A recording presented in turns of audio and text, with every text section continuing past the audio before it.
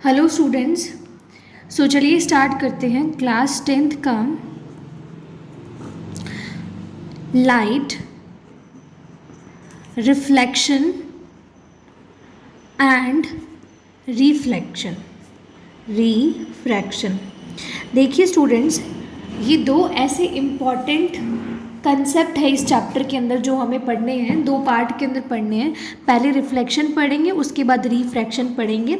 उससे पहले हम लाइट के इम्पॉर्टेंट जो इंट्रोडक्शन है वो इस वीडियो में देख लेते हैं कि क्या हमें आगे डिस्कस करना है इस चैप्टर के अंदर। देखिए, लाइट एक क्या है, फॉर्म ऑफ एनर्जी है। क्या है? फॉर्म ऑफ एनर्जी, जिसके लिए हम ये बोल सकते हैं which produce sensation of sight, which produce sensation of sight। मतलब ये हमें देखने में मदद करती है ऑब्जेक्ट्स को। जब भी हम एक डार्क रूम में एंटर करते हैं तो हमें कुछ भी दिखाई नहीं देता as soon as we on the light, क्योंकि जैसे ही लाइट कोई सरफेस के ऊपर गिरती है सेम मीडियम के अंदर रिफ्लेक्ट बैक हो जाती है। ये इंसिडेंट रेज है, ये रिफ्लेक्टेड रेज है। अब ये सरफेस प्लेन भी हो सकती है, प्लेन सरफेस भी हो सकती है और रफ सरफेस भी हो सकती है। देखिए स्टूडेंट्स, जो रफ सरफेस होती है वो एक पर्टिकुलर डायरेक्शन में चीज़ों को रिफ्लेक्ट बैक नहीं कर सकती, रेज को रिफ्लेक्ट बैक नहीं कर सकती, इसलिए हम इसको बोलते हैं डिफ्यूज्ड रिफ्लेक्शन या फिर इर्रेगुलर रिफ्लेक्शन।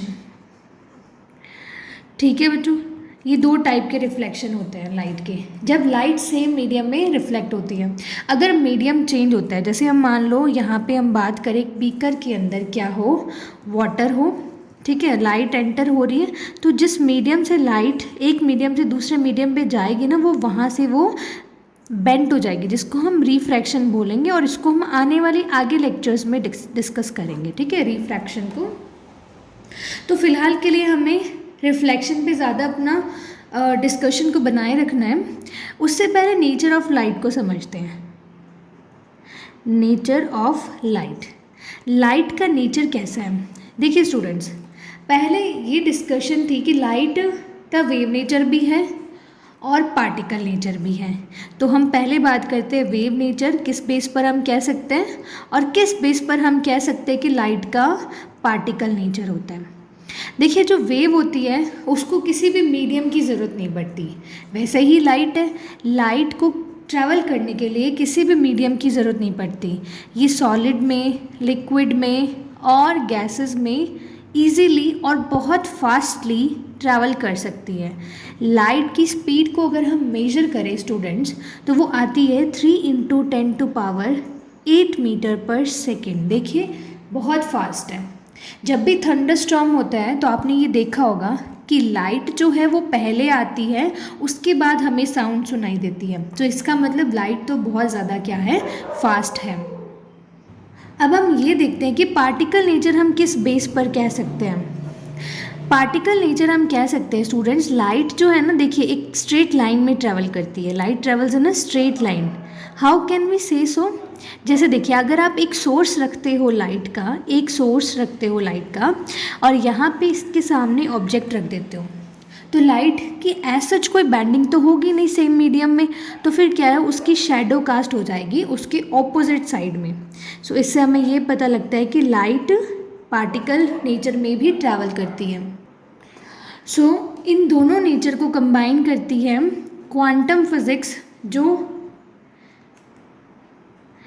जो इन दोनों नेचर को कंबाइन करके एक न्यू फंडामेंटल हमारे सामने क्रिएट करके हमें लॉज बताते हैं। ठीक है, अब ये तो हमने बात कर ली बेसिक इंट्रोडक्शन और लाइट के नेचर के बारे में। अगर हम बात करें प्लेन मिरर के बारे में, if we talk about plane mirror, तो स्टूडेंट्स प्लेन मिरर क्या है, उसको रिप्रेजेंट हम ऐसे प्रॉपर लाइन से करेंगे। जिसका फ्रंट पार्ट रहेगा, this is the front part, जहाँ पर लाइट रेज एक्चुअली आएंगी, लाइट रेज आर कमिंग। ठीक है, और ये उसका बैक एंड होगा, बैक एंड। ठीक है, अब मुझे डिफरेंस बताइए मिरर और ग्लास के बीच में। What is the difference between mirror and glass? क्या है डिफरेंस एक्चुअली स्टूडेंट्स? जो मिरर है वो कैसे बनता है, जो ग्लास के बैक साइड पर सिल्वर की या फिर आजकल एल्यूमिनियम की भी पॉलिशिंग कर देते हैं, उसकी वजह से हमें जो स्ट्रक्चर क्रिएट होगी वो मिरर ही होगा एक्चुअली। तो यहाँ पर इसकी कैरेक्टर्स के बारे में कुछ हमें फीचर्स पे बात करनी है, वो हम नेक्स्ट वीडियो में बात करेंगे। होप कि आपको ये सब चीज़ें समझ आई हो। इन केस स्टूडेंट्स आपको ऐसा लगता है कि you need notes, so please write in the comment section, I will provide it. Thank you for watching.